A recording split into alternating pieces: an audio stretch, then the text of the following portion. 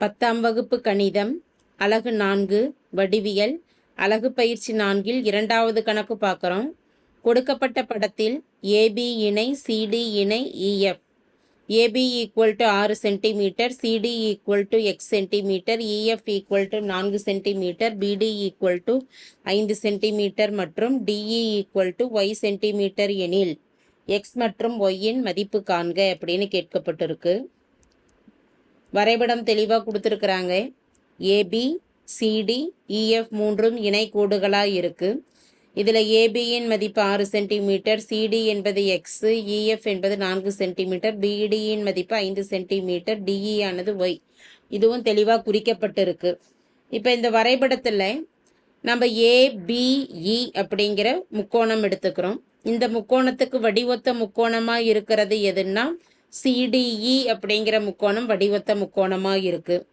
ஏன்னா அந்த இரண்டு முக்கோணங்கள்லையும் கோணம் ஏ மற்றும் சி ஆனது 90 டிகிரியும் அதே போல் இ என்ற கோணமும் நமக்கு பொது கோணமாக அமைகிறதுனால வடிவத்தவைன்னு சொல்லலாம்.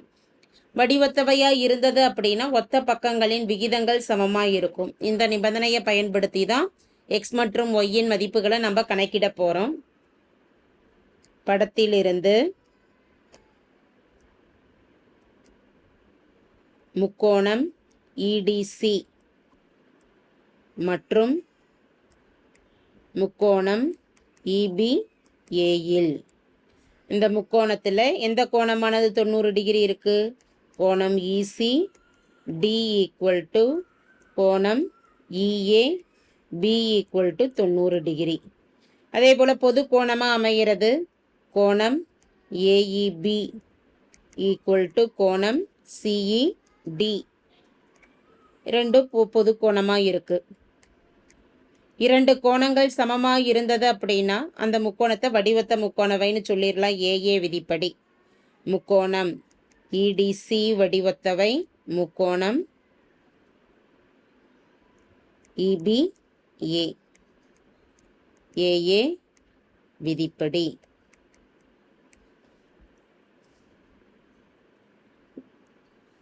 வடிவத்த முக்கோணமாக அமைகிறப்ப ஒத்த பக்கங்களின் விகிதங்கள் சமம். அந்த ஒத்த பக்கங்களின் விகிதங்கள் சமம்ங்கிறப்ப டிசிக்கு ஒத்த பக்கமாக அமையக்கூடியது பிஏ. இப்போ DC by BA equal to நமக்கு தெரிந்த மதிப்புகளை மட்டும் எடுத்துக்கிறோம். அடுத்து இசி பை இஏ. இதில் டிசியின் மதிப்பு எக்ஸு, பிஏவின் மதிப்பானது 6. இசி மற்றும் இஏயின் மதிப்புகள் தெரியாத அதை அப்படியே எழுதிக்கிறோம் இசி பை ஏ. இது சமன்பாடு 1. இதே போல் மற்றொரு வடிவத்த முக்கோணத்தை எடுத்துக்கிறோம். ஏசிடி ஒரு முக்கோணம், ஏஇஎஃப்ங்கிறது ஒரு முக்கோணம். இதுலேயும் ஒரு கோணம் 90 டிகிரியாக இருக்குது. சி மற்றும் இ ஆனது ஏ என்ற கோணம் பொதுவாக அமைகிறதுனால வடிவத்த முக்கோணமாக இருக்கும். அடுத்த நிபந்தனை படத்திலிருந்து முக்கோணம் ஏஇஎஃப் மற்றும் முக்கோணம் ஏசிடியில் கோணம் ஏஇஎஃப் ஈக்குவல் டு 90 டிகிரி.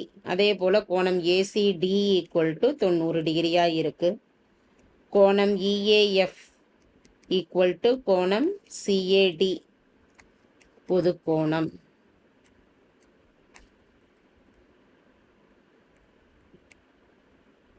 இரண்டு கோணங்கள் சமம் என்பதால் இரு முக்கோணங்களும் வடிவத்தவை.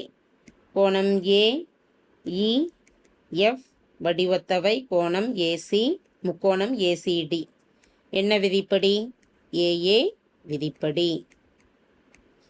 வடிவத்த முக்கோணமை அமைகிறதுனால ஒத்த பக்கங்களின் விகிதங்கள் சமம். ஒத்த பக்கங்களில் தேவையான நிபந்தனையை மட்டும் எழுதிக்கிறோம். இஎஃப் எதற்கு வடிவத்தவை? சிடி. அதே போல் ஏஇ பை ஏசி. இஎஃப்பின் மதிப்பானது 4, சிடி ஆனது எக்ஸு, ஏஇ மற்றும் ஏசியின் மதிப்புகள் தெரியாது, அதை அப்படியே எழுதிக்கிறோம். இதில் நமக்கு முதல் சமன்பாட்டில் இசி பை இஏன்னு இருக்குது. இந்த சமன்பாட்டில் இருக்கக்கூடிய மதிப்பு தான் அதுலேயும் இருக்குது, ஆனால் தலைகீழாக இருக்குது. அப்போ 4 by X equal to AE by ஏசிக்கு தலைகீழ் காண்கிறோம். தலைகீழ் எடுத்துக்கிட்டோம் அப்படின்னா எக்ஸ் பை 4 இடது பக்கம் எழுதிக்கலாம். வலது பக்கமானது ஏசி ஆனது நியூமரேட்டருக்கு போயிடும், ஏஇ ஆனது கீழே டினாமினேட்டருக்கு வந்துடும். இது சமன்பாடு 2ன்னு கொடுக்குறோம்.